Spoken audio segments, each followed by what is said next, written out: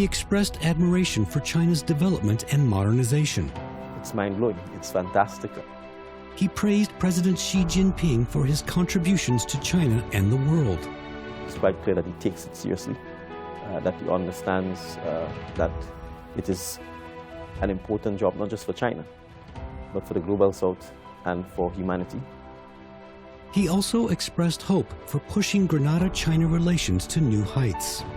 We should all take the opportunity to have deeper and better relations with China. Exclusive interview with Prime Minister of Grenada on Leaders Talk. Stay tuned.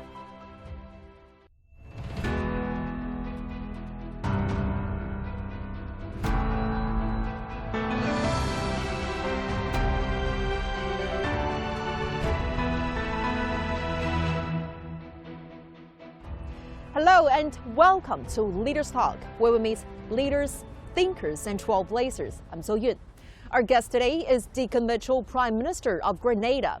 As the first foreign leader to visit China in 2025, how does he view the significance of this visit? What are his impressions of China's development and modernization?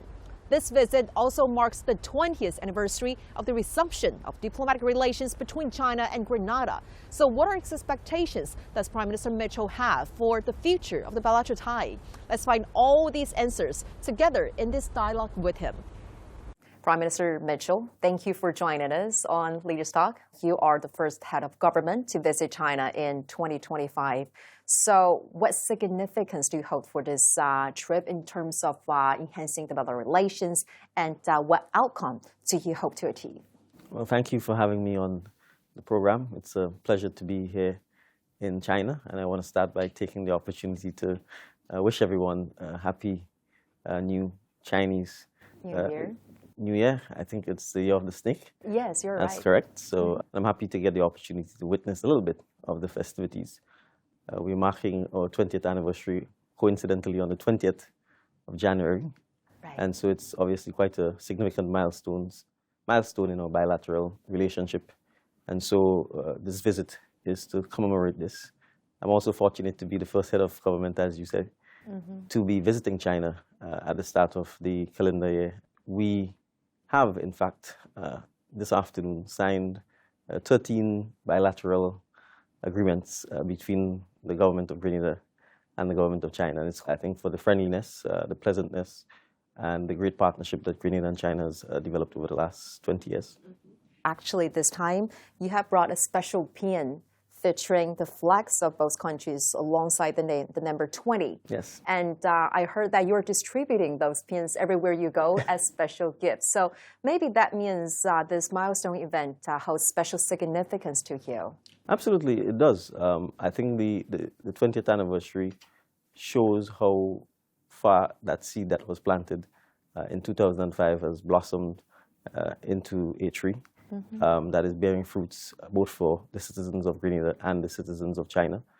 It emphasizes both nations' deep commitment to promoting development that is centered on its people.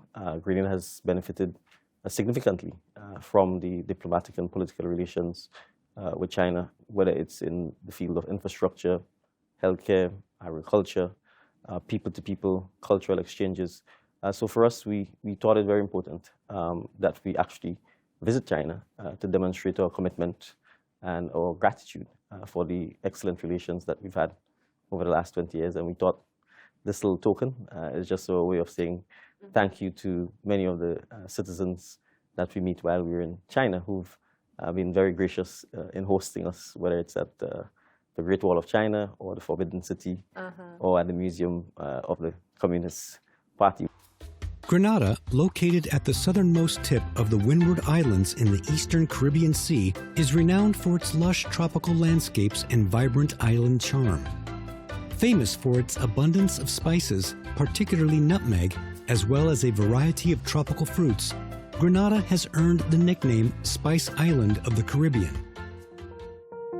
On January 11, after arriving in Beijing, Grenadian Prime Minister Mitchell visited the National New Energy Vehicle Technology Innovation Center to experience China's advancements in new energy technology firsthand.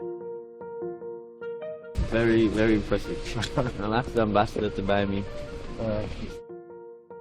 On January 12, Prime Minister Mitchell toured the exhibition hall of the history of the Communist Party of China.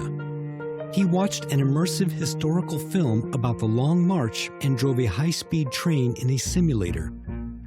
Historical photos, original documents, and lifelike displays frequently caught his attention, earning his nods of approval.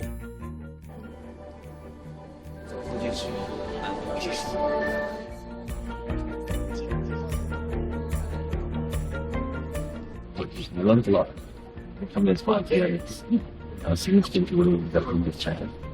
And I hope that every Chinese citizen will be able to visit China gets the opportunity to visit. Following this, he visited the Forbidden City and the Great Wall, experiencing the charm of Chinese culture. All of the walls built in the Ming Dynasty. The Great Wall is a vast defensive system. To protect. Yeah. Protect. Good. So I have to come back and climb to the top.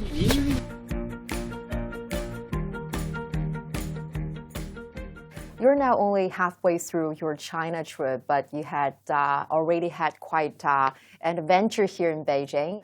I've been able to experience, in a sense, both the enormous contribution made by the ancient civilization of China to mankind, which has been preserved for all of mankind to see, whether it's in the form of the Great Wall of China or in the form of the Forbidden City. I think in many instances, just standing there, you get the breadth and scope of the enormity of what was done many, many years ago, which is still a marvel.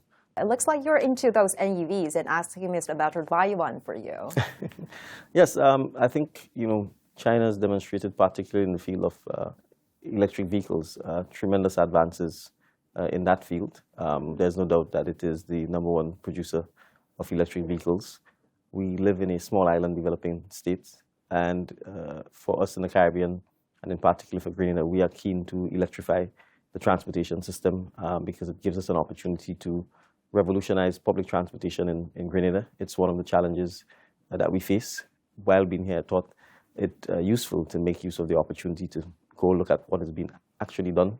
And it's mind-blowing. It's fantastic. It seems that you have always put lots of emphasis on the pivotal role of technology for not only the development of your country, but also the Caribbean region as a whole. And you have put it actually, quote unquote here, the need to strive for gold in digital transformation efforts. So what insights or inspiration have you gained from China trips so far, especially from visiting those high-tech companies and maybe some other places?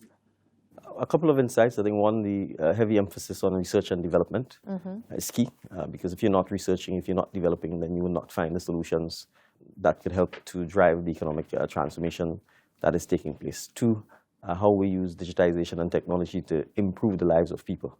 To have the solutions come from digitization and technology, it ultimately means you've got to invest in the education of your people.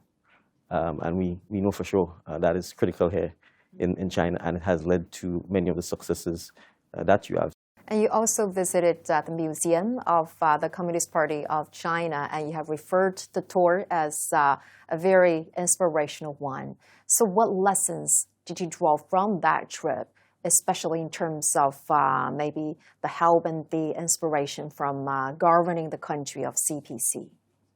A couple of lessons. I think one, it shows the enormous sacrifices made by the nation of China and the citizens of China to safeguard the territorial sovereignty, the integrity and the unity of China. That came out clearly at the museum, and I think the documenting of it is important because it allows the next generation of Chinese to truly appreciate the hard work and the sacrifices made by their forerunners.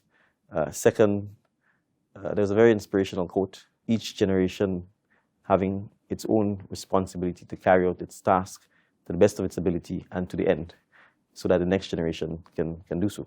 And as a leader myself, it left me reflecting on my own task and the need for me to carry out my task to the best of my abilities to the end, so that the next generation of Grenadians can also take up that mantle and do so.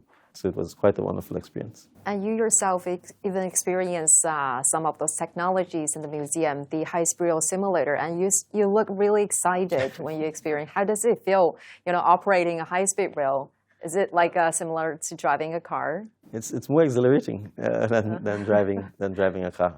It's quite an experience. I think everyone who was on the simulator had a bit of an adrenaline rush. But no, it's a fantastic experience and well thought out, and really does give you a bird's eye view of the provinces of China and some of the remarkable achievements you've been able to accomplish in the last couple of decades. And you will be having a high-speed rail experience.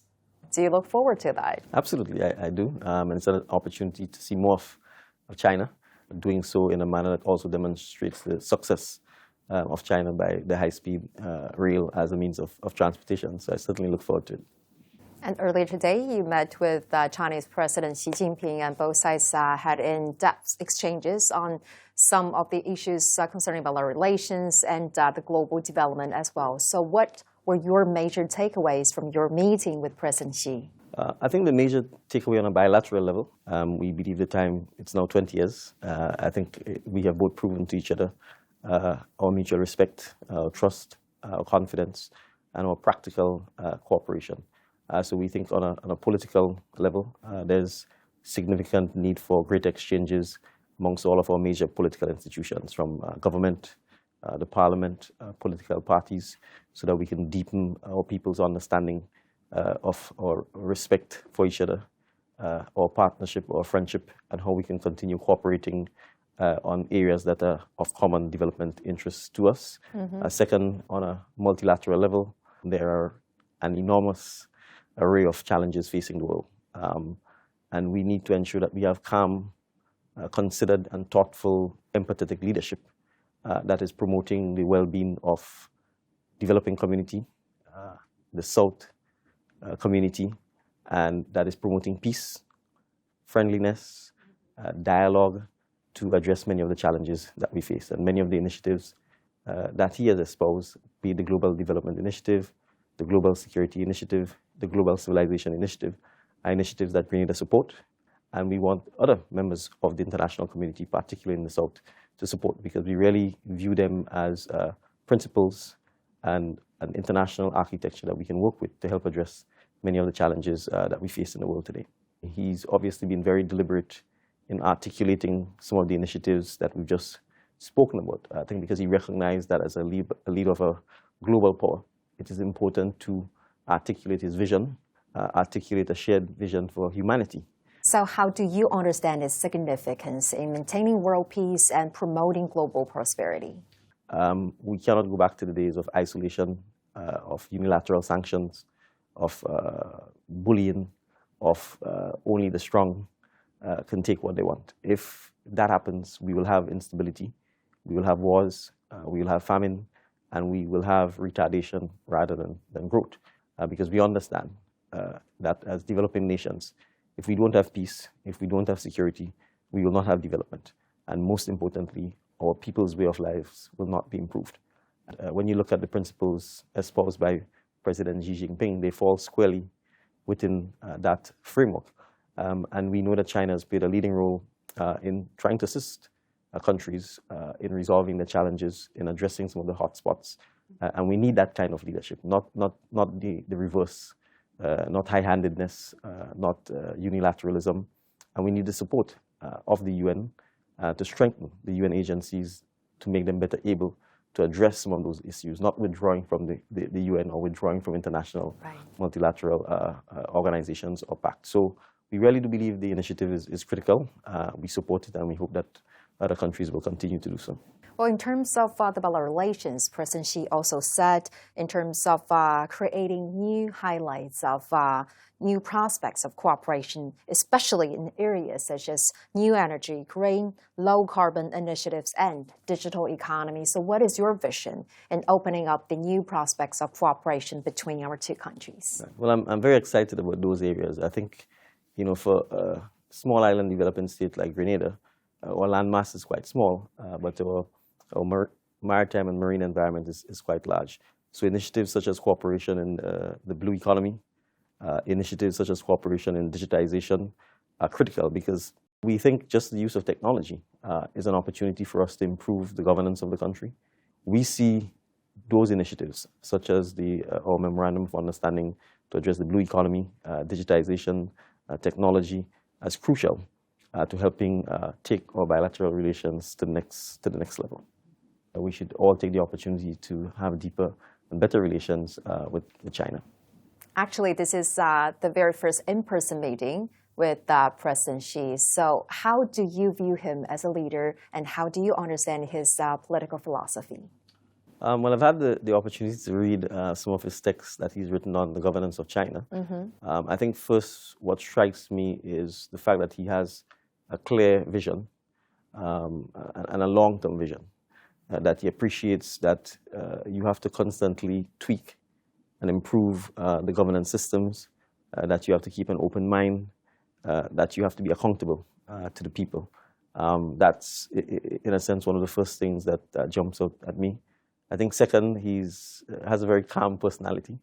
And I think obviously with the enormity of the task of being the leader of such a country of in excess of 1.4 million people, I think he understands the weight of the responsibility and the important nature of that task. So it's quite clear that he takes it seriously, that he understands that it is an important job, not just for China, but for the global South and for humanity. So the fact that he is one of the few world leaders who is articulating, documenting, and writing about those things, in my view, clearly puts him above and clearly highlights him as one of the leading statesmen of the world today. So I certainly think China and the world needs his continued leadership and guidance. Since the signing of the Belt and Road Initiative Cooperation Memorandum between China and Grenada in 2018, practical cooperation across various fields has yielded remarkable results. The cricket stadium, built and upgraded with the participation of Chinese companies, is Grenada's largest sports facility and a symbol of friendship between China and Grenada. This stadium has a significant impact on Grenadian people in terms of our economy. We are looking forward to hosting international events in not too long from now, as soon as the stadium finishes. Grenada Agricultural Demonstration Center in La Sagesse serves as a practical platform for the 8th phase of China-aided agricultural technology cooperation project with Grenada. It has opened new venues for promoting industrial development, increasing farmers' income, and protecting the environment. The technology they have brought to Grenada have benefited the farmers quite tremendously. You know, since their arrival this term, we have, on farm here, we have increased our production by over 50%.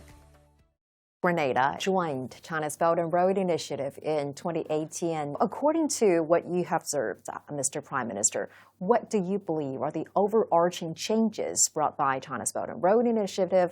Well, I think the first thing is, from an infrastructure perspective, for our country to continue developing, we need to have the right infrastructure. And so if we start with our airport, it was completed in 1984. So if we fast forward 2024, it's 40 years later, and we would not have had any significant investment or upgrading of our airport. The Belt and Road Initiative, through the kind courtesy of the government and people of China, was able to allow us to renovate the airport, as well as make other significant improvements to our airport.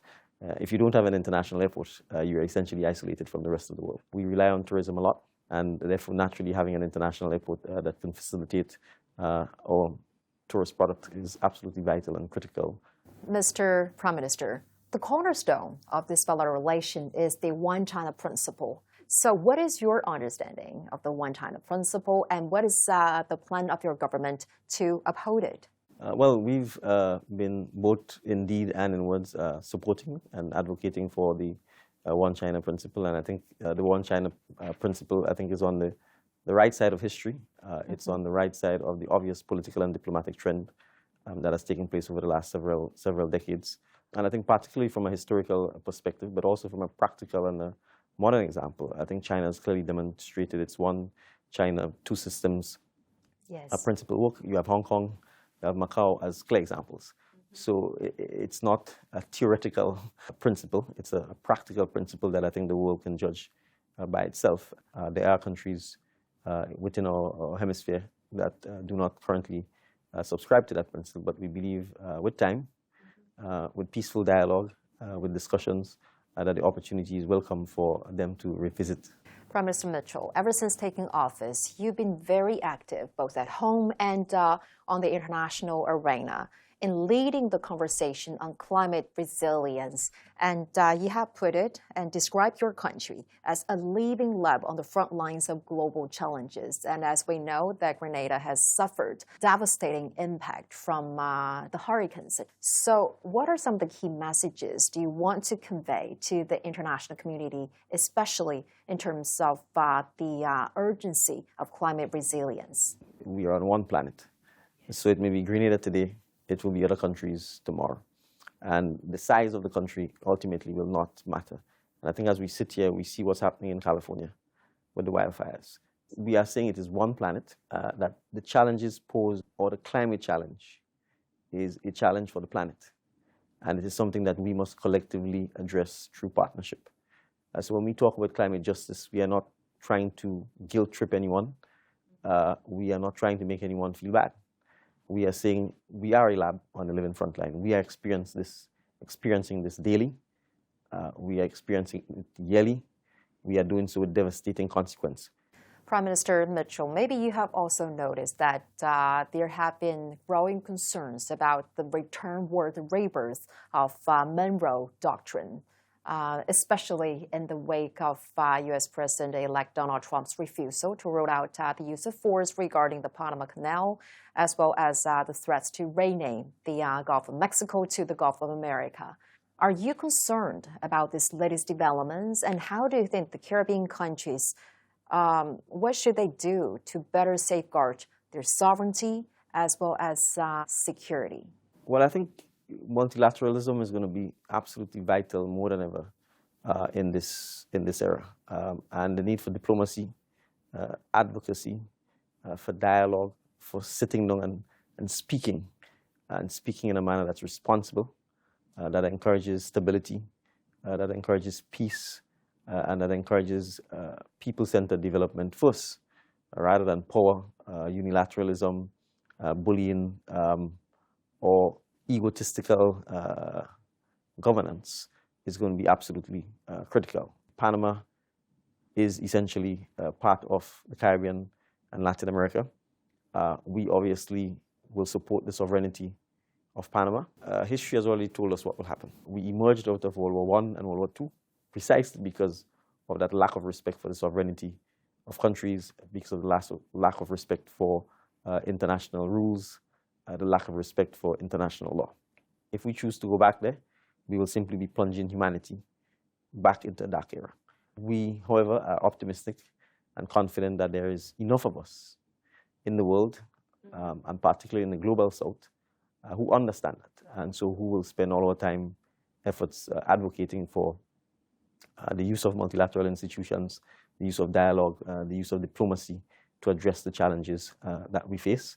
And we hope that all powers, great and small, rich or poor, will similarly do likewise. Mr. Prime Minister, you grew up in a small hillside village in Grenada where most households didn't have electricity or running water. And you are the youngest person ever elected to become the Prime Minister of your country. So how do you think those upbringing and background has influenced your style of governance, especially in helping you connect with the people of the country? Well, I think the fundamental obligation of governance and of leaders is to first take care of those members of the community who are most vulnerable, and to give them the opportunity, particularly their children, the opportunity to educate themselves, give them the opportunity to dream big, give them the opportunity to aspire and to be successful. And I think I'm very much a product of that. What was your dream when you were a little boy to become the Prime Minister? Was that the case? I wouldn't say I had that specific dream, but I certainly had planted in me the aspiration to be successful. The values of hard work, of cooperation, of empathy, of ensuring that not just you succeed, but that everyone else in your village has the opportunity to succeed as well.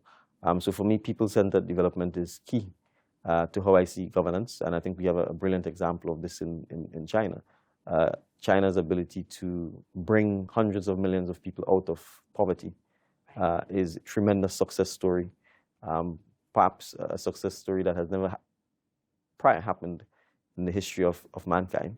And it is something that not just China should be proud of, the world should be proud of. It shows the capacity of the Chinese people to do great things once they put their mind to it. And in a sense, it's an inspiration for mankind, that if you plan, if you commit, and if you work hard, the sky is the limit, and there's really nothing you can't achieve. You know, the Chinese Spring Festival is approaching. This is also going to be the first Spring Festival after UNESCO inscribed it on the list of intangible cultural heritage. Okay, fantastic. And so do you mind taking this opportunity to send some of the greetings and wishes to our Chinese viewers? Well, certainly I want to take the opportunity to wish all of the citizens of China, the government of China, and the representatives of the government of China a happy calendar Chinese year, the year of the snake. You were born in the year of 1977. That's correct. That's the year of the snake. Do you have an idea about that? Really? That's Yes. quite a coincidence. So I should research that then. I should do Yes. some research. When you stand on the Great Wall, you express some of the Chinese wishes in Chinese. 新年快乐，恭喜发财。 That's perfect. So, Prime Minister Mitchell, it's a great honor talking to you, and many thanks for sharing with us your very insightful views and also your special takeaways from your first China trip. So, have a great Chinese New Year. Thank you.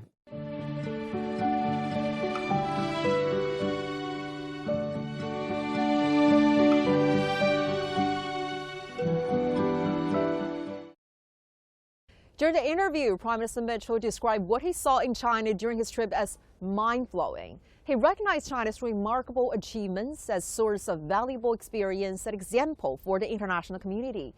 He expressed his hope to expand cooperation with China in areas such as trade, culture, and climate change, and promote fruitful outcomes in practical collaboration moving forward.